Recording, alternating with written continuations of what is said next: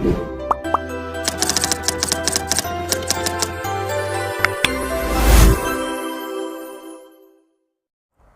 Hello നമസ്കാരം. Page 3 അക്കാദമിയുടെ പുതിയൊരു ക്ലാസ്സിലേക്ക് ഏവർക്കും സ്വാഗതം. LP-UPയുടെ കുറച്ച് ക്വസ്റ്റ്യൻസുമായിട്ട് വന്നതാണ്. മോക്ക് ടെസ്റ്റാണ്, മിക്സഡ് ആയിട്ടുള്ള ക്വസ്റ്റ്യൻസ് തന്നെയാണ്. എക്സാം എഴുതുക, അതായത് ഓരോ ക്വസ്റ്റ്യൻസ് നോക്കുക, ആൻസേഴ്സിലേക്ക് എത്താൻ കഴിയുന്നുണ്ടോ എന്ന് നോക്കുക. ആൻസേഴ്സ്, നിങ്ങളുടെ ആൻസർ എന്താണെന്ന് വെച്ചാൽ അതൊന്ന് കമൻറ്റ് ചെയ്യുക. നമ്മൾ അവസാനം ആൻസർ എന്ത് ചെയ്യുന്നതാണ് നോക്കുന്നതായിരിക്കും. അപ്പോൾ നേരെ ഒന്നാമത്തെ ചോദ്യത്തിലേക്ക് പോകാം. ഒന്നാമത്തെ ചോദ്യം പ്രസ്താവന രീതിയിലുള്ള ചോദ്യമാണ്. വട്ടമേശ സമ്മേളനങ്ങളെപ്പറ്റി ചുവടെ പറയുന്നവയിൽ ശരിയായ പ്രസ്താവന അല്ലെങ്കിൽ പ്രസ്താവനകൾ ഏത്? ലണ്ടനിൽ 3 വട്ടമേശ സമ്മേളനങ്ങൾ വിളിച്ചു കൂട്ടിയത് 1930, 31, 32 വർഷങ്ങളിലായിരുന്നു. 3 വട്ടമേശ സമ്മേളനങ്ങളിലും പങ്കെടുത്ത പ്രമുഖ നേതാവാണ് BR അംബേദ്കർ. കോൺഗ്രസ് പങ്കെടുത്ത 2ാം വട്ടമേശ സമ്മേളനത്തിലാണ്. 2ാം വട്ടമേശ സമ്മേളനത്തിൽ കോൺഗ്രസിനെ പ്രതിനിധാനം ചെയ്തത് ജവഹർലാൽ നെഹ്റുവാണ്. അപ്പോൾ 4 പ്രസ്താവന തന്നിട്ടുണ്ട്.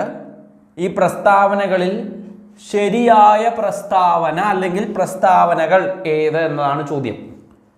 പ്രസ്താവന 1, 2 മാത്രം, പ്രസ്താവന 1, 4 മാത്രം, പ്രസ്താവന 1, 2, 4 മാത്രം, പ്രസ്താവന 1, 2, 3 മാത്രം. എന്ത് ശരിയായ പ്രസ്താവന? ഓക്കെ, എന്താണ് എന്നുള്ളത് ഒന്ന് നന്നായിട്ട് നോക്കിയാൽ ഉറപ്പായിട്ടും കിട്ടും. രണ്ടാമത്തെ ചോദ്യം, തിരുവിതാംകൂറിലെ ജനങ്ങൾക്ക് സർക്കാർ ജോലി ലഭിക്കാൻ കാരണമായ പ്രക്ഷോഭം ഏതാണ്? നിവർത്തന പ്രക്ഷോഭം, മലയാളി മെമ്മോറിയൽ, ഈഴവ മെമ്മോറിയൽ, ആറ്റിങ്ങൽ കലാപം. സിമ്പിളായിട്ടുള്ള ചോദ്യമാണ്, വായിച്ചിട്ടുണ്ടാവും. നമുക്ക് എന്തായാലും തിരുവിതാംകൂർ, കൊച്ചി, മലബാർ ഇവിടെയുള്ള പ്രക്ഷോഭങ്ങൾ, ഇവിടെ ഇതുമായി ബന്ധപ്പെട്ടിട്ടുള്ള കാര്യങ്ങൾ നിർബന്ധമായിട്ടും പഠിച്ചിരിക്കണം. മൂന്നാമത്തെ ചോദ്യം, ചുവടെ തന്ന RBIയുമായി ബന്ധപ്പെട്ട പ്രസ്താവനകൾ പരിശോധിക്കുക. അപ്പോൾ RBIയുമായി റിലേറ്റ് ചെയ്തിട്ടുള്ള പ്രസ്താവനകൾ തന്നിട്ടുണ്ട്, അതൊന്ന് പരിശോധിക്കുക. അന്താരാഷ്ട്ര നാണയനിധിയിൽ IMF ഇന്ത്യയെ പ്രതിനിധാനം ചെയ്യുന്നു. ആര്? RBI. 1949 ജാനുവരി 1 RBI ദേശസാൽക്കരിച്ചു. അതിനുശേഷം സ്ഥാപനം ധനകാര്യ മന്ത്രാലയത്തിൻ്റെ കീഴിൽ പ്രവർത്തിച്ചു വന്നു. മൂന്നാമത്തേത്, ഇന്ത്യയുടെ കേന്ദ്ര ബാങ്കാണിത്. 1947 വരെ ബർമ്മയുടെ അഥവാ മ്യാൻമറിൻ്റെ കേന്ദ്ര ബാങ്കായും RBI പ്രവർത്തിച്ചിരുന്നു. നാലാമത്തേത്, ഇന്ത്യൻ ബാങ്കുകൾക്കെല്ലാം ഇൻഷുറൻസ്, ക്രെഡിറ്റ്, അതുപോലെ തന്നെ ഇൻഷുറൻസ് ക്രെഡിറ്റ് സൗകര്യങ്ങൾ ഉറപ്പുവരുത്താനായി സ്ഥാപിച്ച RBIയുടെ പ്രത്യേക വിഭാഗമാണ് deposit insurance and credit guarantee corporation എന്നുള്ളത്. ശരിയായ പ്രസ്താവനകൾ ഏതെല്ലാമാണ്? ശരിയായ പ്രസ്താവനകളാണ് ചോദിച്ചത്. 4 പ്രസ്താവന തന്നു. ശരിയായ പ്രസ്താവന ഏത് എന്നാണ് ചോദിച്ചത്. നാലാമത്തെ ചോദ്യത്തിലേക്ക് വരാം. ചേരുംപടി ചേർക്കാനാണ്. RBIയുടെ ആദ്യ governor M. Narasimham, Benegal Rama Rau, Osborne Smith, James Taylor, CD Deshmukh. ഇവിടെ 5 എണ്ണം തന്നിട്ടുണ്ട്, ഇവിടെ 4 എണ്ണേ തന്നിട്ടുള്ളൂ. അപ്പോൾ നന്നായിട്ട് ശ്രദ്ധിക്കണം. ഇന്ത്യൻ കറൻസി നോട്ടിൽ ആദ്യമായി ഒപ്പുവെച്ച RBI ഗവർണർ, RBIയുടെ ഇന്ത്യക്കാരനായ ആദ്യ ഗവർണർ, ഏറ്റവും കൂടുതൽ കാലം RBIയുടെ ഗവർണർ ആയത്. ഇതിനെ നിങ്ങൾ എന്ത് ചെയ്യണം? ഇവിടെ A പാർട്ടും B പാർട്ടും യോജിച്ചവ ചേർത്തെഴുതിയിട്ട് ഈ ഓപ്ഷനിൽ വരുന്നത് ഏതാണെന്ന് വെച്ചാൽ അത് നമ്മൾ എന്ത് ചെയ്യണം? OMRൽ കറുപ്പിക്കുകയാണ് വേണ്ടത്. അഞ്ചാമത്തെ ചോദ്യം, അള്ളാ പിച്ച മൊല്ലാക്ക എന്ന കഥാപാത്രം ആരുടെ സൃഷ്ടിയാണ്? ഒരുവിധം വായനാശീലമുള്ള ഒരാൾക്ക് അറിയാം, അതല്ല PSCക്ക് വേണ്ടി പഠിച്ചവർക്കാണെങ്കിലും എന്തായാലും ഈ അള്ളാ പിച്ച മൊല്ലാക്ക എന്ന കഥാപാത്രം തീർച്ചയായിട്ടും അറിയും എന്ന് കരുതുന്നു. ആറാമത്തെ ചോദ്യം, ജീവകങ്ങളുമായി ബന്ധപ്പെട്ട് താഴെ തന്നിരിക്കുന്ന 1, 2 1 2 ലിസ്റ്റിലെ പേരുകൾ ചേരുംപടി ചേർത്ത് ഉത്തരം കണ്ടെത്താൻ. ലിസ്റ്റ് 1 തന്നിട്ടുണ്ട്, ലിസ്റ്റ് 2 തന്നിട്ടുണ്ട്. Retinol, niacin, tocopherol, phylloquinone. ഇതാണ് ലിസ്റ്റ് 1ൽ തന്നിട്ടുള്ളത്. ഇനി ലിസ്റ്റ് 2 ആണെങ്കിലോ, anti pellagra vitamin, anti hemorrhagic vitamin, anti xerophthalmic vitamin, anti xerophthalmic ആണ് കേട്ടോ, anti xerophthalmic vitamin, anti sterility vitamin. List 1, list 2 ഇതിനെ ചേരുംപടി ചേർക്കണം. എന്നിട്ട് ഇതിലേക്ക് ഉത്തരത്തിലേക്ക് നിങ്ങൾ എത്തണം. ഏഴാമത്തെ ചോദ്യം, 1955 ഇമ്പീരിയൽ ബാങ്ക് ഓഫ് ഇന്ത്യയെ ദേശസാൽക്കരിച്ച് രൂപീകരിച്ച ബാങ്ക് ഏതാണ്?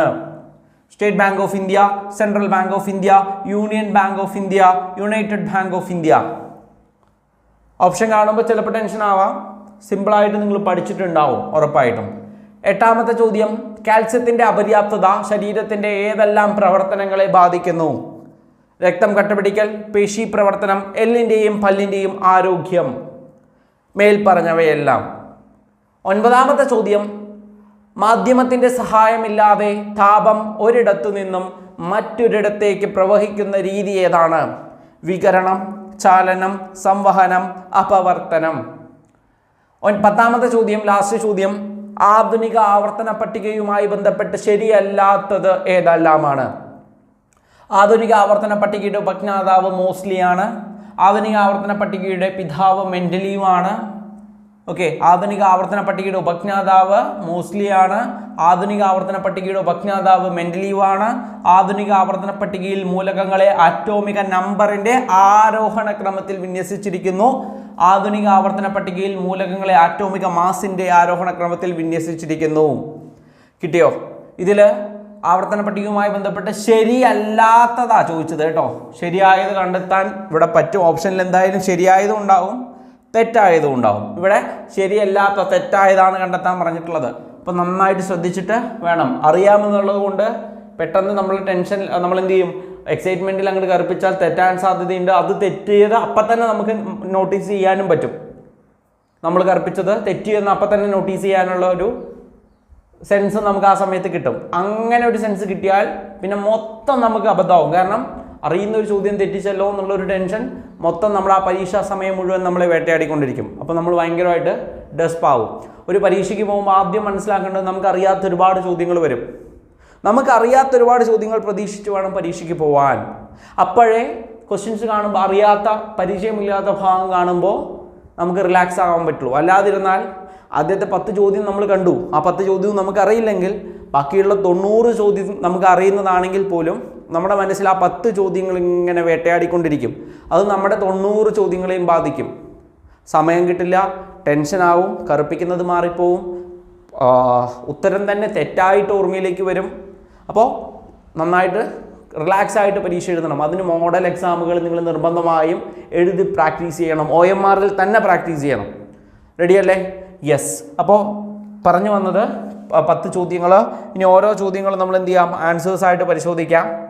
1ാമത്തെ ചോദ്യം, വട്ടമേശ സമ്മേളനങ്ങളെ പറ്റി പറയുന്നവയിൽ ശരിയായ പ്രസ്താവന അല്ലെങ്കിൽ പ്രസ്താവനകൾ കണ്ടെത്താനാണ് പറഞ്ഞത്. ലണ്ടനിൽ 3 വട്ടമേശ സമ്മേളനങ്ങൾ 1930, 31, 32 ശരിയാണ്. ശരിയല്ലേ? ഇത് ശരിയാണ്. ഓക്കെ, അപ്പോൾ അത് ശരിയാണ്. 3 വട്ടമേശ സമ്മേളനങ്ങളിലും പങ്കെടുത്ത നേതാവാണ് അംബേദ്കർ. അതും ശരിയാണ്. കോൺഗ്രസ് പങ്കെടുത്തത് 2ാം വട്ടമേശ സമ്മേളനത്തിൽ തന്നെയാണ്. അതും ശരിയാണ്. പക്ഷേ 2ാം വട്ടമേശ സമ്മേളനത്തിൽ കോൺഗ്രസിനെ പ്രതിനിധാനം ചെയ്തത് ജവഹർലാൽ നെഹ്റു അല്ല, അത് ഗാന്ധിജിയാണ്. അപ്പോൾ ഇത് തെറ്റാ. അപ്പോൾ ഇവിടെ ചോദിച്ചത് ശരിയായ പ്രസ്താവനകൾ ഏത് എന്നാണ്. അപ്പോൾ 1, 2, 3 എന്ന് വരുന്ന പ്രസ്താവന 1, 2, 3 എന്ന് വരുന്നത് ഏതെങ്കിലും ഉണ്ടോ നോക്കുക. 1, 2, 4 വന്നിട്ടുണ്ട്. അല്ല. 1, 2, 1, 4 മാത്രം, 1, 2 മാത്രം അല്ല. പ്രസ്താവന 1, 2, 3. അപ്പോൾ ഓപ്ഷൻ ഡി ആണ് ഇവിടുത്തെ ശരിയായിട്ടുള്ള ഉത്തരം.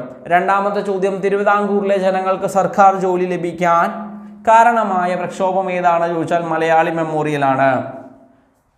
3ാമത്തെ ചോദ്യം, ചുവടെ തന്നിരിക്കുന്ന RBI-മായി ബന്ധപ്പെട്ട പ്രസ്താവനകൾ പരിശോധിക്കുക. എന്നിട്ട് ശരിയായ പ്രസ്താവനകൾ ഏതെല്ലാമാണെന്ന് തിരഞ്ഞെടുക്കുക. അന്താരാഷ്ട്ര നാണയനിധിയിൽ ഇന്ത്യയെ പ്രതിനിധാനം ചെയ്യുന്നു. ഓക്കെ, അന്താരാഷ്ട്ര നാണയനിധിയിൽ ഇന്ത്യയെ പ്രതിനിധാനം ചെയ്യുന്നു. ശരിയാണ്. 1949 ജാനുവരി 1 RBI ദേശസാൽക്കരിച്ചു. അതിനുശേഷം സ്ഥാപനം ധനകാര്യ മന്ത്രാലയത്തിന്റെ കീഴിൽ പ്രവർത്തിക്കുന്നു. അതും ശരിയാണ്. ഇന്ത്യയുടെ കേന്ദ്ര ബാങ്കാണ്. 47 വരെ ബർമ്മയുടെ അഥവാ മ്യാൻമറിന്റെ കേന്ദ്ര ബാങ്കായിട്ട് RBI പ്രവർത്തിച്ചിട്ടുണ്ട്. അത് ശരിയാണ്.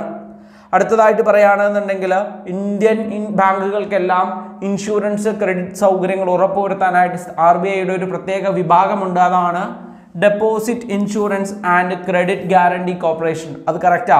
അപ്പോൾ 1, 2, 3, 4 പ്രസ്താവനകളെല്ലാം ശരിയാണ്. 1, 2, 3 മാത്രം തെറ്റ്. പ്രസ്താവന 1 മാത്രം തെറ്റ്. പ്രസ്താവന 2, 4 മാത്രം തെറ്റ്. പ്രസ്താവന 1, 2, 3, 4. അപ്പോൾ ഓപ്ഷൻ ഡി ആണ് ഇവിടുത്തെ ശരി ഉത്തരം. അഞ്ചാമത്തെ ചോദ്യത്തിലേക്ക് വരാം. ചേരുംപടി ചേർക്കാനാണ് പറഞ്ഞിട്ടുള്ളത്. RBIയുടെ ആദ്യ ഗവർണർ ആരാണ്? RBIയുടെ ആദ്യ ഗവർണർ ആരാണ്? ഇവിടെ നോക്കുക, ഓസ്ബോൺ സ്മിത്ത് ഉണ്ട്. ഓസ്ബോൺ സ്മിത്ത് RBIയുടെ ആദ്യ ഗവർണർ. 1C ആണ്. 1C. ഇന്ത്യൻ കറൻസി നോട്ടിൽ ആദ്യമായി ഒപ്പുവെച്ചത് ആരാണ് എന്നുള്ളതാണ് ചോദ്യം. അത് ജെയിംസ് ടെയ്ലർ ആണ്. ജെയിംസ് ടെയ്ലർ, അതായത് 2D. RBIയുടെ ഇന്ത്യക്കാരനായ ആദ്യ ഗവർണർ അത് ആരാണെന്ന് വെച്ച് കഴിഞ്ഞാൽ CD ദേശ്മുഖാണ്. CD ദേശ്മുഖാണ്. 3E. ഏറ്റവും കൂടുതൽ കാലം RBIയുടെ ഗവർണർ ആയത് ആരാണ്? അത് 4B ആണ്. ആരാണ്? ബെനഗൽ രാമറാവു ആണ്. B രാമറാവു. ഓക്കെ, അപ്പോൾ B ആണ്. അപ്പോൾ നോക്കണം, 1C ഉള്ള എത്ര എണ്ണം ഉണ്ട് നോക്കുക. 1C ഉള്ള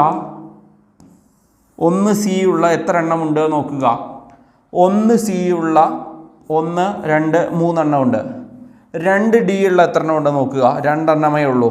അപ്പോൾ എന്തായാലും ഓപ്ഷൻ ഡിയും അല്ല, ഓപ്ഷൻ എയും അല്ല. 3E ഉള്ളത് ഒരെണ്ണം, എത്ര എണ്ണം ഉണ്ടെന്ന് നോക്കുക. ഒരെണ്ണമേ ഉള്ളൂ. അപ്പോൾ B അല്ല, ഓപ്ഷൻ C ആണ് ഇവിടുത്തെ ശരിയായിട്ടുള്ള ഉത്തരം. അഞ്ചാമത്തെ ചോദ്യം, അള്ളാപിച്ച മുല്ലാക്ക എന്ന കഥാപാത്രം OV വിജയൻ്റെയാണ്. ഖസാക്കിൻ്റെ ഇതിഹാസം. ആറാമത്തെ ചോദ്യം, ലിസ്റ്റ് 1, ലിസ്റ്റ് 2, 2. ഈ A പാർട്ട് B പാർട്ട് അത് തന്നെയാണ് ഉദ്ദേശിച്ചത്. A പാർട്ട് B പാർട്ട് അത് തന്നെയാണ് നമ്മളിവിടെ ഉദ്ദേശിച്ചത്. Okay, A part B part. അപ്പോൾ A പാർട്ടും B പാർട്ടും പറയുന്ന സമയത്ത് ഒന്ന് നോക്കുക. റെറ്റിനോൾ, ജീവകം A ആണ് റെറ്റിനോൾ. ഇവിടെ സിറോഫ്താൽമിക് എന്നാണ്. സിറോഫ്താൽമിക് കണ്ണുമായി ബന്ധപ്പെട്ട, അപ്പോൾ ആൻറ്റി സിറോഫ്താൽമിക് ആണ്. റെറ്റിനോൾ ആണ് ആൻറ്റി സിറോഫ്താൽമിക്. അപ്പോൾ 1C ആ. 1C ഉള്ള എത്ര എണ്ണം ഉണ്ടെന്ന് നോക്കിയാൽ മതി. 1C ഉള്ള 2 എണ്ണം ഉണ്ട്. 1C ഉള്ള 2 എണ്ണം ഉണ്ട്. ഇനി നിയാസിൻ നിങ്ങൾക്ക് അറിയാമായിരിക്കും. B1 thiamine, B2 റിബോഫ്ലോബിൻ, B3 niacin. Okay, ഈ നിയാസിനുമായി ബന്ധപ്പെട്ടത് ഏതാണ് നോക്കുക. അതറിയില്ലെങ്കിൽ ടോക്കോഫിറോൾ നോക്കുക. എന്തിൻ്റെയാണ് ടോക്കോഫിറോൾ എന്ന് നോക്കുക. ഫില്ലോക്കിനോൺ എന്തിൻ്റെയാണെന്ന് നോക്കുക. അങ്ങനെ നോക്കിയിട്ട് നമുക്ക് ഇതിലേക്ക് എത്താൻ പറ്റും. ആൻറ്റി പെല്ലഗ്ര എന്നറിയപ്പെടുന്നത് ഏതാണെന്ന് ചോദിച്ചു കഴിഞ്ഞാൽ അത് നിയാസിനാണ്. ആൻറ്റി പെല്ലഗ്രയാണ് നിയാസിൻ. ഓക്കെ അല്ലേ? അപ്പോൾ 1C ആണ്, 2A ആണ്. 1Cയും 2Aയും ഉള്ളത് ഏതേ ഉള്ളൂ? 2 ഓപ്ഷനേ ഉള്ളൂ അല്ലേ? 2 ഓപ്ഷനേ ഉള്ളൂ. അത് 2A ഉള്ള 1 ഉള്ളൂ. അത് ഉത്തരം ഏതന്നെയാണ് നമ്മൾ പറഞ്ഞിട്ടുണ്ടായിരുന്നു. ഓപ്ഷൻ B ആണ് ശരി ഉത്തരം. അപ്പോൾ 3D ആണ്. Okay, 3D. ടോക്കോഫിറോൾ എന്ന് പറയുന്നത് ആൻറ്റി സ്റ്റെറിലിറ്റി വിറ്റാമിൻ ആണ്. ഫില്ലോക്കിനോൺ എന്ന് പറയുന്നത് ആൻറ്റി ഹെമറേജിക് വിറ്റാമിൻ ആണ്. ഓക്കെ, ഫില്ലോക്കിനോൺ രക്തം ആയി ബന്ധപ്പെട്ടതാണ്. ഫില്ലോക്കിനോൺ ആൻറ്റി ഹെമറേജിക് വിറ്റാമിൻ ആണ്. വിറ്റാമിൻ്റെ ഭാഗം ഇമ്പോർട്ടൻ്റ് ആണ്. വിറ്റാമിൻ, ഹോർമോൺ ഇതൊക്കെ ഈ രീതിയിൽ ചോദിക്കും. ശാസ്ത്രീയ നാമം പഠിച്ചു വെക്കണം. ഓക്കെ, ഇമ്പോർട്ടൻ്റ് ആണ്. ഏഴാമത്തെ ചോദ്യം, 1955 ഇമ്പീരിയൽ ബാങ്ക് ഓഫ് ഇന്ത്യയെ ദേശസാൽക്കരിച്ച് രൂപീകരിച്ച ബാങ്ക് ഏതാണ്? സിമ്പിളായിട്ട് കിട്ടും, സ്റ്റേറ്റ് ബാങ്ക് ഓഫ് ഇന്ത്യ. എട്ടാമത്തെ ചോദ്യം, കാൽസ്യത്തിൻ്റെ അപര്യാപ്തത ശരീരത്തിൻ്റെ ഏതെല്ലാം പ്രവർത്തനങ്ങളെ നിയന്ത്രിക്കും? ഏതൊക്കെ ബാധിക്കും? രക്തം കട്ടപിടിക്കൽ ബാധിക്കും, പേശി പ്രവർത്തനങ്ങളെ ബാധിക്കും, എല്ലിൻ്റെയും പല്ലിൻ്റെയും ആരോഗ്യത്തെ ബാധിക്കും. സോ മേൽപ്പറഞ്ഞവയെല്ലാം എന്നുള്ളതാണ് ഉത്തരം. ഒൻപതാമത്തെ ചോദ്യം, മാധ്യമത്തിൻ്റെ സഹായമില്ലാതെ താപം ഒരിടത്തു നിന്നും മറ്റൊരിടത്തേക്ക് പ്രവഹിക്കുന്ന രീതിയാണ് വികിരണം എന്ന് പറയുന്നത്. പത്താമത്തെ ചോദ്യം, ആധുനിക ആവർത്തന പട്ടികയുമായി ബന്ധപ്പെട്ട് ശരിയല്ലാത്തതാണ് ചോദിച്ചത്. ആധുനിക ആവർത്തന പട്ടികയുടെ പിതാവ് മോസ്ലി ആണ്. ശരിയല്ലേ? യെസ്. ആധുനിക ആവർത്തന പട്ടികയുടെ ഉപജ്ഞാതാവ് മെൻഡലിയുമാണ്. അത് തെറ്റല്ലേ? യെസ്. ഇനി ആധുനിക ആവർത്തന പട്ടികയിൽ മൂലകങ്ങളെ ആറ്റോമിക നമ്പറിൻ്റെ ആരോഹണ ക്രമത്തിൽ വിന്യസിച്ചിരിക്കുന്നു. ആധുനിക ആവർത്തന പട്ടികയിൽ മൂലകങ്ങളെ ആറ്റോമിക മാസിൻ്റെ ആരോഹണ ക്രമത്തിൽ വിന്യസിച്ചിരിക്കുന്നു. ഇവിടെ ശ്രദ്ധിക്കണം, ആറ്റോമിക നമ്പറിൻ്റെ ആരോഹണ ക്രമത്തിലാണ് വിന്യസിച്ചിരിക്കുന്നത്. അപ്പോൾ എന്ത് തെറ്റാണ്? ആറ്റോമിക മാസിൻ്റെ ആരോഹണ ക്രമം എന്നുള്ളത് തെറ്റാണ്. നമ്മളോട് ചോദിച്ചത് ശരിയല്ലാത്തതാ പറഞ്ഞത്. നമ്മളെങ്ങാനും ശരിയെന്ന് വായിച്ചാൽ 1, 3 എന്നുള്ള ഓപ്ഷൻ ഇവിടെ ഫ്രണ്ടിൽ തന്നെ കിടക്കുന്നുണ്ട്. അതിവിടെ ഇട്ട് കഴിഞ്ഞാൽ നമ്മുടെ മാർക്ക് പോവും. കാരണം ശരിയല്ലാത്തതാ ചോദിച്ചത്. ശരിയല്ലാത്തത് ഏതാ? 2, 4 എന്നുള്ളതാണ്. 2, 4. അപ്പോൾ ഓപ്ഷൻ ബി ആണ് ഇവിടെ വേണ്ടത്. ഓപ്ഷൻ ബി ആണ് ഇവിടുത്തെ ശരി ഉത്തരം. Option B. കിട്ടിയോ? ഇപ്പോൾ 10 ചോദ്യങ്ങൾ നമ്മൾ നോക്കി. എത്ര എണ്ണം നിങ്ങൾക്ക് റെഡി ആയിട്ടുണ്ട്, എത്ര എണ്ണം മാർക്ക് കിട്ടിയിട്ടുണ്ട് എന്ന് നോക്കുക. അപ്പോൾ വിഷു ഒക്കെ ആയി. എല്ലാവർക്കും പേജ് അക്കാദമിയുടെ സമ്പൽ സമൃദ്ധമായൊരു വിഷു ആശംസ അറിയിക്കുന്നു. അതുപോലെ തന്നെ വിഷു സ്പെഷ്യലായിട്ട് ഏപ്രിൽ 15 ആരംഭിക്കുന്ന നമ്മുടെ കോഴ്സിനകത്ത് നിങ്ങൾക്ക് ജോയിൻ ചെയ്യാൻ സാധിക്കും. ഇപ്പോൾ ജോയിൻ ചെയ്യുന്നവർക്ക് സ്പെഷ്യൽ വിഷു ഓഫർ അവൈലബിൾ ആണ്. കോഴ്സിനെ കുറിച്ച് കൂടുതൽ അറിയാനും സ്പെഷ്യൽ ഓഫർ അറിയാനുമായിട്ട് എന്ത് ചെയ്യുക? താഴെ കാണുന്ന നമ്പറിൽ ഉടൻ തന്നെ വിളിക്കുക. ഏപ്രിൽ 15 പുതിയ ക്ലാസ് ആരംഭിക്കുന്നത്. താങ്ക്